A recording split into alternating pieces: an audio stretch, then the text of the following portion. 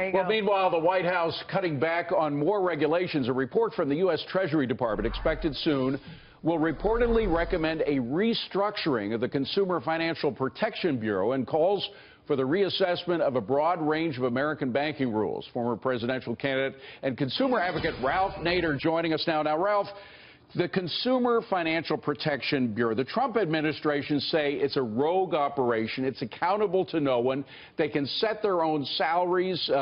It is accountable somewhat to the Federal Reserve Board, but because that's supposed to be a private operation, which of course we know it's really not, that they really aren't accountable. What do you think about all this?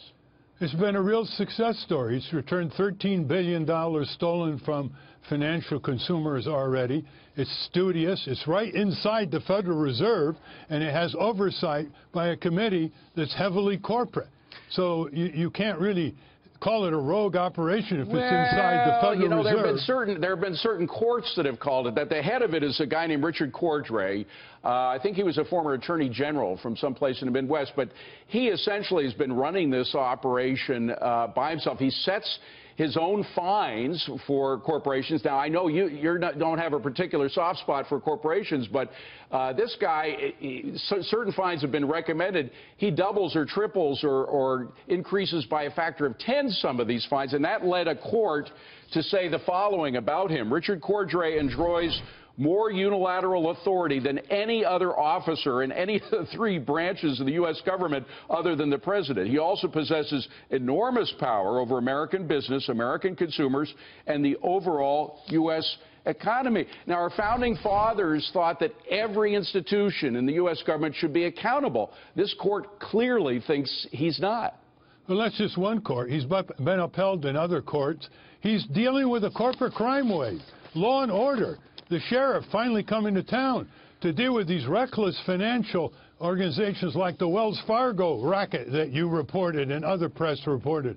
He's following up on a lot of what the mainstream business press, Wall Street Journal, Forbes, Business Week have been reporting. And this follows the crash in 2008.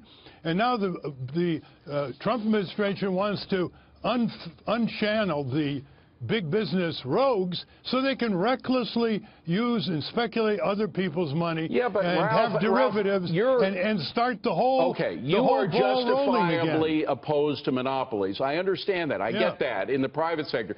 But aren't you also afraid of monopolies and abuse of authority in the public sector? Sometimes you have these organizations that are not accountable, and he's not accountable to the U.S. Congress at all.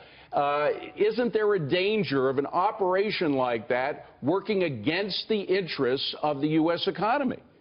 Yeah, if you had a wild person at the head of it, not inside the Federal Reserve. Yeah, but you're depending on one person. Ralph, you're going against your own philosophical instincts. This is a country not about people running things. It's a country of laws, and this guy can set his own rules. No, he cannot set his own rules. Yes, he can. That's what a judge said. No, he has to adhere to the Administrative Procedure Act. He has to adhere to court review, as you just pointed out. Mr. Cordray, let me just read further from that order, that court order. Mr. Cordray can issue new rules, determine how and when to enforce them, decide against whom they will be enforced, and dictate what sanctions and penalties to impose. That doesn't sound very American, Ralph. All authority given to him by Congress.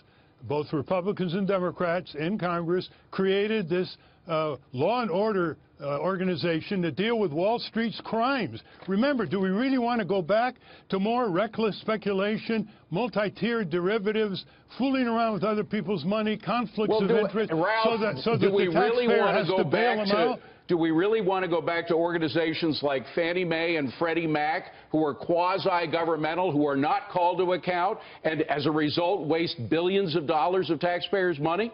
Well, that's another problem. It's related, is it not? The bigger problem is the Federal Reserve, which I think you'll agree with me on. That truly is hardly accountable to the U.S. Congress. No, as you know, it's funded by the banks. It's funded by the banks. All right, Ralph, we're gonna leave on a moment of agreement. Good to see you, my friend. Thank you very much for coming in. Law and order for corporate crime. All right, and law and order for the Federal Reserve. It's about time. Thank you.